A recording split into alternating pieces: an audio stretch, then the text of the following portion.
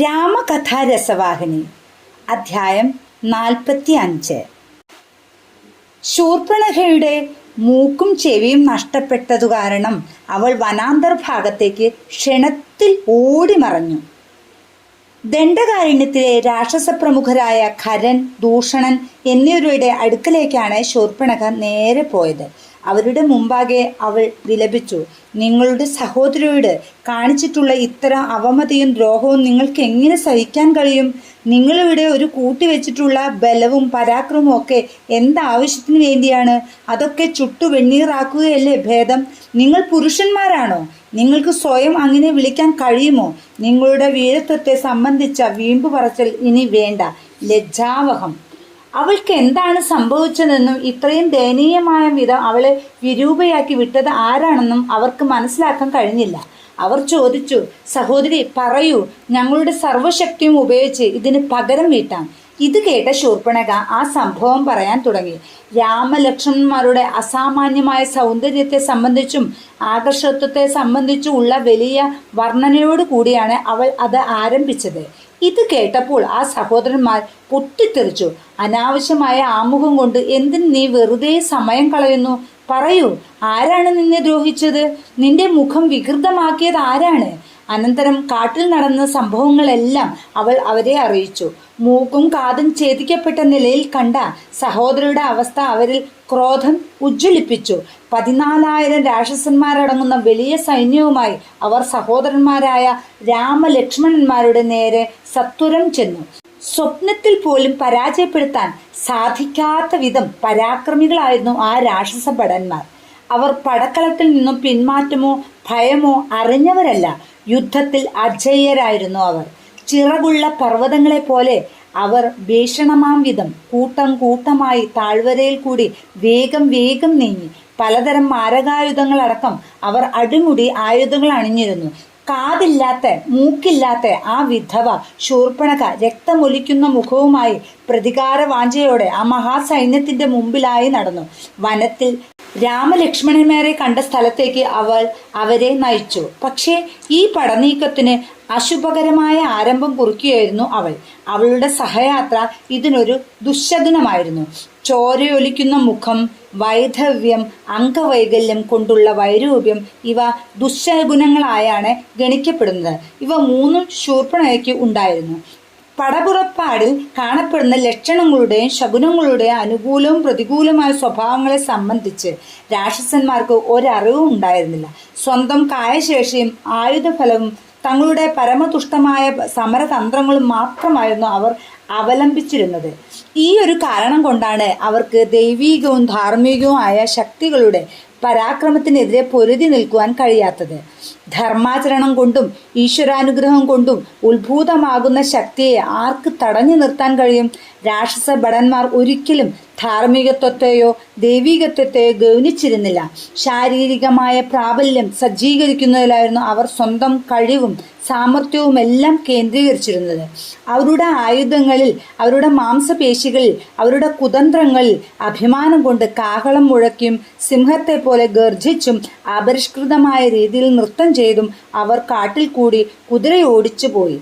ഗരുഡനെതിരെ ഒരു കുരുവിയുടെ ആക്രമണം പോലെ അത്ര നിസ്സാരമായാണ് തങ്ങളുടെ സൈനിക മുന്നേറ്റമെന്ന് അവർ ഒരിക്കലും നനച്ചിരുന്നില്ല. ദൂരെ നിന്ന് ശൂർപ്പണഖ സഹോദരന്മാർക്ക് രാമന്റെ ആശ്രമം കാണിച്ചു കൊടുത്തു. രാക്ഷസന്മാർക്ക് ഒരു ഉത്തേജനം നൽകുവാനായി കൊല്ലൂ, പിടിക്കൂ, തകർക്കൂ എന്നിങ്ങനെ ഏകസ്വരത്തിൽ വിളിച്ചു പറഞ്ഞ് മുന്നോട്ടോടി. അവർ ആശ്രമത്തെ സമീപിച്ചപ്പോൾ അത്യുച്ചത്തിൽ, ഹാ മഹാദ്രോഹി, നീ ഞങ്ങളുടെ സഹോദരിയെ ദ്രോഹിക്കാൻ ധൈര്യപ്പെട്ടു അല്ലേ? കഴിയുമെങ്കിൽ നിന്റെ ജീവനെ രക്ഷിക്കാൻ നോക്കൂ. രാക്ഷസന്മാരുടെ സമീപനം രാമൻ മുൻകൂട്ടി മനസ്സിലാക്കിയിരുന്നു. സീതയെ ഒരു ഗുഹയിലാക്കി കാവലിരിക്കാൻ രാമൻ ലക്ഷ്മണനോട് ആവശ്യപ്പെട്ടു. രാമൻ പറഞ്ഞു, കുമാര, എന്നെക്കുറിച്ച് തെല്ലും വേവലാതിപ്പെടേണ്ട. ഒരാപത്തും ഒരിക്കലും എനിക്ക് സംഭവിക്കുകയില്ല. രാമന്റെ പരാക്രമത്തെപ്പറ്റി ലക്ഷ്മണൻ അറിയാമായിരുന്നു. അതുകൊണ്ട് ലക്ഷ്മണൻ ഉടൻ അനുസരിച്ചു. രാമന്റെ വിജയത്തെപ്പറ്റി അദ്ദേഹത്തിന് യാതൊരു സംശയവും ഉണ്ടായിരുന്നില്ല. ലക്ഷ്മണൻ സീതയെ ഗുഹയിലേക്ക് നയിച്ചു. പിന്നെ അമ്പും വില്ലും ധരിച്ച് എന്തിനും തയ്യാറായി കാവൽ നിന്നു.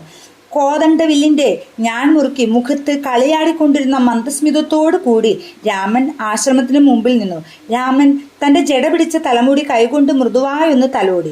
അപ്പോൾ ശത്രുഭടന്മാരെ അന്ധരാക്കുന്ന ലക്ഷക്കണക്കിന് ജ്വാലകൾ രാമന്റെ മുടിയിൽ നിന്നും പുറപ്പെട്ടു വരുന്നത് അവർ കണ്ടു. രാമന്റെ ഭുജങ്ങൾ അനേകം ഫണങ്ങളുള്ള സർപ്പങ്ങളായി അവർക്ക് തോന്നി. വിജയം സുനിശ്ചിതമാണെന്ന് ഉറപ്പുള്ള സിംഹം ആനയുടെ നേരെ ഉഗ്രമായി ഗർജിക്കുന്നത് പോലെ രാമനാകുന്ന സിംഹം ഭയചകിതന്മാരായ രാക്ഷസന്മാരാകുന്ന ആനക്കൂട്ടങ്ങളുടെ മുമ്പിൽ ഗംഭീര ഭാവത്തിൽ നിലകൊണ്ടു. ഇതാ അവളെ ദ്രോഹിച്ചവൻ, പിടിയവനെ, കൊല്ലവനെ എന്നിങ്ങനെയുള്ള ആക്രോശങ്ങൾ ആ ഇരമ്പലിന് ഉപരി മുഴങ്ങിക്കേട്ടു. എങ്കിലും ഒരാളും തന്നെ ആ പോർവിളികൾ പ്രവൃത്തിയിൽ വരുത്തുന്നതിന് മുന്നോട്ട് നീങ്ങാൻ ധൈര്യപ്പെട്ടില്ല. എത്ര തന്നെ പ്രേരിപ്പിക്കുകയും പ്രോത്സാഹിപ്പിക്കുകയും ചെയ്തിട്ടും അവരിൽ ഒരാൾക്കും രാമനെ സമീപിക്കാനുള്ള ധൈര്യം ഉണ്ടായില്ല. രാക്ഷസ ഭടന്മാരുടെ ഉഗ്ര ശബ്ദങ്ങളും ശബ്ദഘോഷങ്ങളും കൊണ്ട് വനമാകെ മുഖരിതമായി. വന്യമൃഗങ്ങൾ ഭയപ്പെട്ട് അങ്ങുമിങ്ങും പലായനം ചെയ്തു. എന്തിനധികം ഈ പുകഴത്തിൽ ശൂർപ്പണകയും കൂടി പങ്കുകൊണ്ടു. അവൾ തന്റെ അടുത്ത് അത്ഭുത സ്തബ്ധരായി നിന്നിരുന്ന ഖരനോടും ദൂഷണനോടും പറഞ്ഞു, സഹോദരന്മാരെ, നോക്കൂ, എന്തൊരു അതുല്യമായ സൗന്ദര്യമാണ് നമ്മുടെ മുന്നിൽ. ഞാൻ ഇതുവരെ ഇതുപോലുള്ള മോഹനശക്തിയോ പ്രസാദമോ അവയവ സൗഷ്ഠവമോ സുന്ദരമായ ശരീരഘടനയോ കണ്ടിട്ടില്ല. ആ ദേവനെ കൊല്ലരുതേ. ഇപ്പോഴുള്ള അതേ രൂപത്തിൽ എനിക്ക് ആ ദേവനെ സമ്മാനിക്കൂ. അവളുടെ ഭ്രാതാക്കളും ഇതുപോലെ സമാകർഷരായിരുന്നു. അവർ പറഞ്ഞു, സഹോദരി, ഈ ദൃശ്യമായ സൗന്ദര്യത്തിന്റെ മൂർത്തിമത് ഭാവത്തെ ഞങ്ങൾ ഇതുവരെ കണ്ടിട്ടില്ല. രാമനോട് അടുക്കും തോറും ഞങ്ങൾ രാമനുമായി ബന്ധിതരാവുകയാണ്. ഞങ്ങൾ കൂടുതൽ കൂടുതൽ സമാകർഷരാവുകയാണ്. ക്രോധത്തിന്റെയോ വിദ്വേഷത്തിന്റെയോ ഒരു കണിക പോലും ഞങ്ങൾക്ക് തോന്നുന്നില്ല. അവിടുത്തെ നോക്കും തോറും ഞങ്ങളുടെ ഉള്ളിൽ ആനന്ദം വർദ്ധിച്ചു വരികയാണ്. ഇവിടെ താമസിക്കുന്ന മഹർഷിമ ഒരുപക്ഷെ ഈ വികാരത്തെ ആയിരിക്കാം ആനന്ദം എന്ന് പറയുന്നത്. ഖരൻ രാമനോട് നേരിട്ട് സംസാരിക്കാൻ ഇഷ്ടപ്പെട്ടില്ല. അതുകൊണ്ട് രാമൻ ആരാണ്, പേരെന്താണ്, വരുന്നത് എവിടെ നിന്നാണ്, കാട്ടിൽ താമസിക്കുന്നത് എന്തിനാണ് എന്നിങ്ങനെയുള്ള വിവരങ്ങൾ അറിഞ്ഞു വരാനായി ഒരു ദൂതനെ അയച്ചു. ദൂതൻ ശ്രീരാമനെ സമീപിച്ച് അദ്ദേഹത്തോട് ചോദിച്ചു. രാമൻ മന്ദഹസിച്ചു. അവിടുന്ന് പറഞ്ഞു, കേട്ടോളൂ, ഞാനൊരു ക്ഷത്രിയനാണ്. നിന്റെ യജമാനെ പോലുള്ള വന്യജീവികളെ നായാടുവാൻ ഈ കാട്ടിൽ വന്നിരിക്കുകയാണ്. എനിക്ക് അന്തകനെ പോലും പേടിയില്ല. നിങ്ങൾക്ക് കഴിവുണ്ടെന്ന് തോന്നുന്നുവെങ്കിൽ വരൂ, യുദ്ധം ചെയ്ത് ജയിച്ചോളൂ.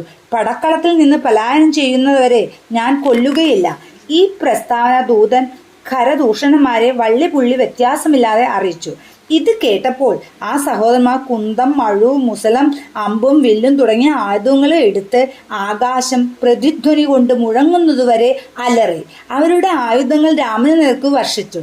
രാമൻ ഒറ്റ അമ്പാൽ ആയുധങ്ങളെല്ലാം ഖണ്ഡിച്ചു.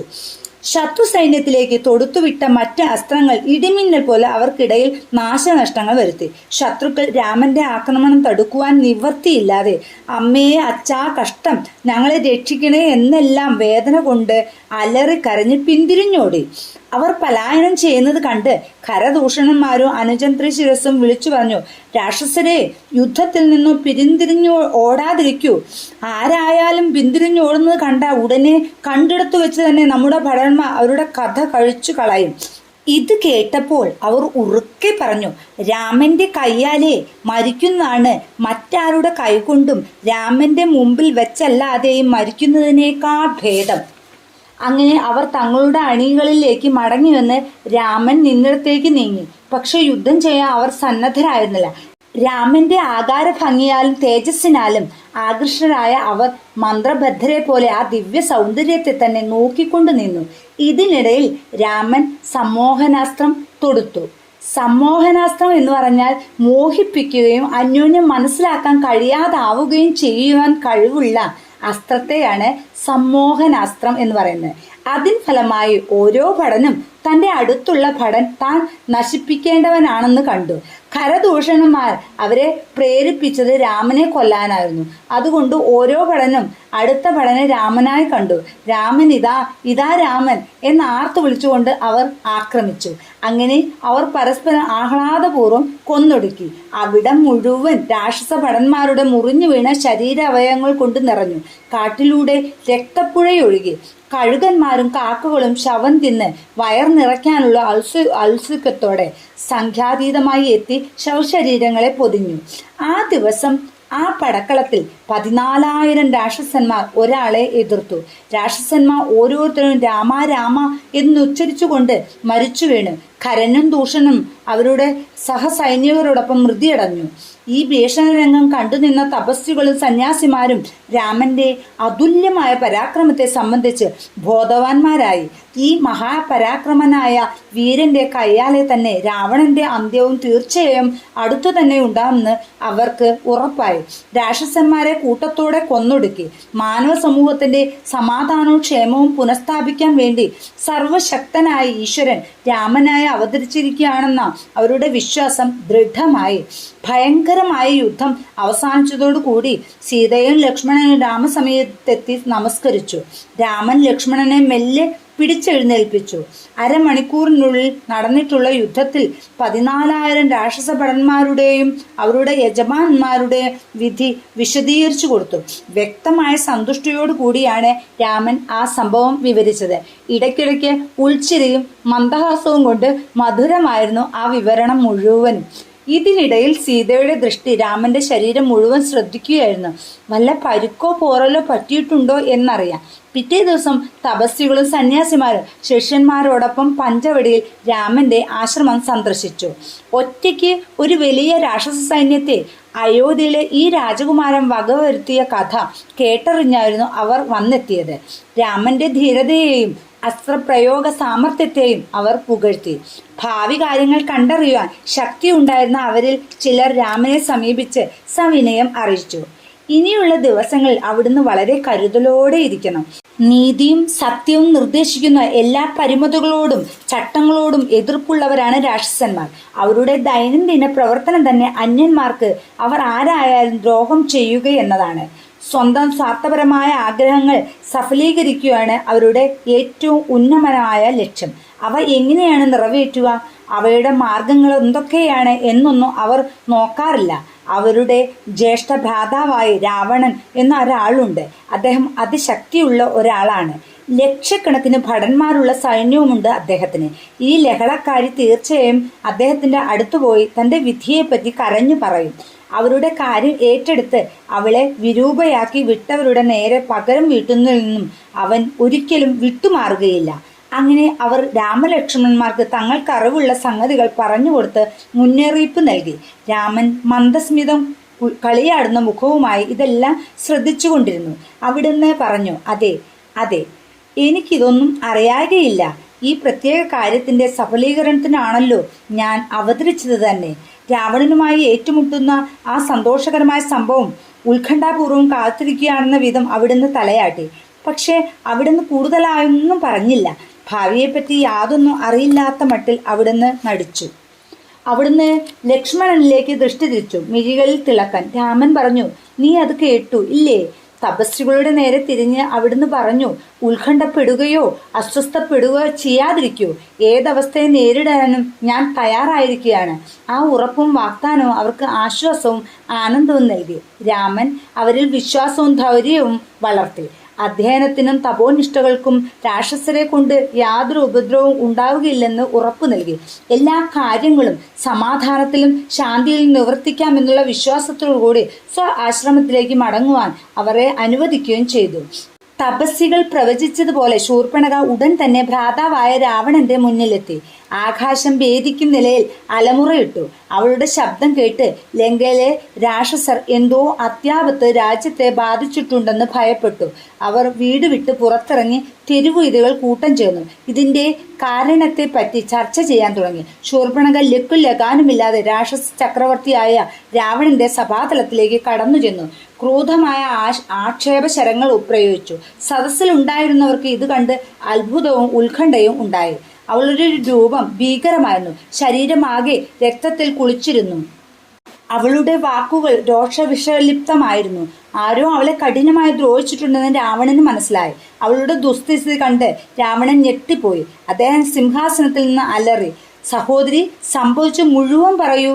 ശൂർപ്പണഖ രോക്ഷത്തോടെ പറഞ്ഞു, സഹോദര, നീ ഒരു യഥാർത്ഥ രാക്ഷസനാണെങ്കിൽ കഠിന തപോനിഷ്ഠയുടെ ഫലമായി നേടിയെടുത്ത അതിമാനുഷ ശക്തികളെല്ലാം ശരിയായിട്ടുള്ളതാണെങ്കിൽ വരൂ. നിന്റെ പരാക്രമവും ധീരതയും വീരത്വവും ഉപയോഗിക്കാനുള്ള സമയം സമാഗതമായിരിക്കുന്നു. എഴുന്നേൽക്കൂ, നിന്നെ കാത്തിരിക്കുന്ന ആപത്തുകളെ മദ്യലഹരിയിൽ മതിമറന്ന് നിസ്സാരമായി തള്ളാതിരിക്കൂ. ശൂർപ്പണഖ തുടർന്നു, പഞ്ചവടിയിൽ എന്തെല്ലാം സംഭവങ്ങളാണ് നടക്കുന്നതെന്ന് നീ ശ്രദ്ധിച്ചിട്ടേയില്ല. അവിടെ ആര് വന്നു, എന്തിനു വന്നു, എന്താണ് ഉദ്ദേശം? രാക്ഷസരെ സമൂലം നശിപ്പിക്കുവാൻ സന്നദ്ധരായിട്ടുള്ള രാജകുമാരന്മാർ ദണ്ഡകാരണ്യത്തിലേക്ക് പ്രവേശിച്ചു കഴിഞ്ഞു.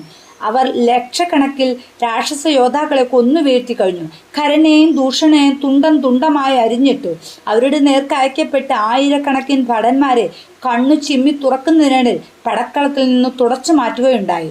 അവർണ്ണനീയമാണ് അവരുടെ പരാക്രമം, അവരുടെ സൗന്ദര്യമോ. ശൂർപ്പണഖ ഒരു നിമിഷം നിർത്തി നിശബ്ദയായി നിന്നു. തന്നെ പരവശപ്പെടുത്തിയ ആ തേജസ്സിനെ പറ്റിയുള്ള ആലോചനയിൽ അവൾ മുഴുകി.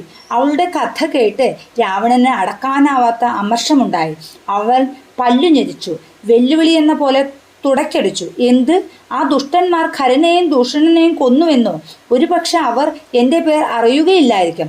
അവരുടെ പിന്നിൽ ഞാനുണ്ടെന്നോ അറിഞ്ഞു കാണുകയില്ല. അവർ എൻ്റെ ശക്തിയെയോ പ്രതിക്രിയാശേഷിയെയോ സംബന്ധിച്ചൊന്നും കേട്ടിട്ടുണ്ടായിരിക്കുകയില്ല. രാവണൻ സദസ്സിലുണ്ടായിരുന്നവരോട് തൻ്റെ പരാക്രമങ്ങളെപ്പറ്റി ഉച്ചത്തിൽ വമ്പു പറഞ്ഞുകൊണ്ടിരുന്നു. ശൂർപ്പണഖ തടുത്തുകൊണ്ട് പറഞ്ഞു, ഓ കഷ്ടം! ജന്മശത്രു തലയിൽ നിന്ന് നൃത്തം വെക്കുമ്പോൾ ഭീരുവിനെ പോലെ നിന്നെയും നിന്റെ അജയതയെ പറ്റി വീമ്പിളക്കുന്നു. ഇത് സിംഹാസനത്തിന് അർഹമായ ഒരു ചക്രവർത്തിക്ക് ചേർന്നതല്ല. ഒരു പക്ഷെ നീ അറിയുകയില്ലായിരിക്കാം, സന്യാസിമാർ അവരുടെ കൂട്ടുകാരെ കൊണ്ട് നശിപ്പിക്കുന്നു. ചക്രവർത്തിമാർ അവർ നിയമിക്കുന്ന മന്ത്രിമാരെ കൊണ്ട് നശിക്കുന്നു. ജ്ഞാനം അഭിനന്ദിക്കാനുള്ള ആഗ്രഹത്താൽ നശിക്കുന്നു. ലജ്ജാബോധം മദ്യപാനം കൊണ്ട് നശിക്കുന്നു. സഹോദര, അഗ്നിയെയോ രോഗത്തെയോ ശത്രുവിനെയോ പാമ്പിനെയോ ചെറിയതോ നിസ്സാരമോ ആയ പാപത്തെയോ ഒരിക്കലും അവഗണിക്കരുത്. അവ വളർന്നു പോയാൽ വലിയ ആപത്തുണ്ടാക്കും, തീർച്ച. അതുകൊണ്ട് വേഗമാകട്ടെ, സന്ദേഹിച്ചു നിൽക്കരുത്. ശൂർപ്പണഖയുടെ ഈ വാക്കുകൾ രാവണന്റെ കാതുകളിൽ വിഷമൊഴിക്കും പോലെയായി. ആ സഭാതലത്തിൽ ഉണ്ടായിരുന്ന മറ്റൊരു സഹോദരൻ കുംഭകർണൻ മന്ദഹസിച്ചുകൊണ്ട് ചോദിച്ചു, സഹോദരി, ആരാണ് നിന്റെ മൂക്കും കാതും അരിഞ്ഞു കളഞ്ഞത്? ഉച്ചത്തിൽ നിലവിളിച്ചുകൊണ്ട് അവൾ പറഞ്ഞു, കഷ്ടം, ആ സഹോദരന്മാർ തന്നെയാണ് ഈ ദുഷ്കൃത്യവും ചെയ്തത്. രാവണൻ അപ്പോൾ അവളെ ആശ്വസിപ്പിച്ചു. അനന്തരം അവളോട് ചോദിച്ചു, സോദരി, മൂക്ക് മുഖത്താണുള്ളത്, കാതുകൾ മുഖത്തിന്റെ ഇരുവശങ്ങളും. ഒരൊറ്റ വെട്ടിന് അവ രണ്ടും ഛേദിച്ചുകൂടാ. എന്നോട് പറയൂ, നീ മതികെട്ടു മയങ്ങുമ്പോഴായിരുന്നുവോ അവരത് അരിഞ്ഞു കളഞ്ഞത്? ഇത് ആശ്ചര്യകരമായി തോന്നുന്നു. അവിടെ ഉണ്ടായിരുന്നവരെല്ലാം ഇതെങ്ങനെ സംഭവിച്ചു എന്ന് അത്ഭുതപ്പെട്ടു. ശൂർപ്പണഖ മറുപടി പറഞ്ഞു, സഹോദര, സുന്ദരവും മൃദുവുമായ ആ കരങ്ങൾ എന്നെ സ്പർശിച്ചപ്പോൾ എനിക്കെൻ്റെ ശരീരത്തെപ്പറ്റി ഒരു ബോധമുണ്ടായിരുന്നില്ല. എന്ത്?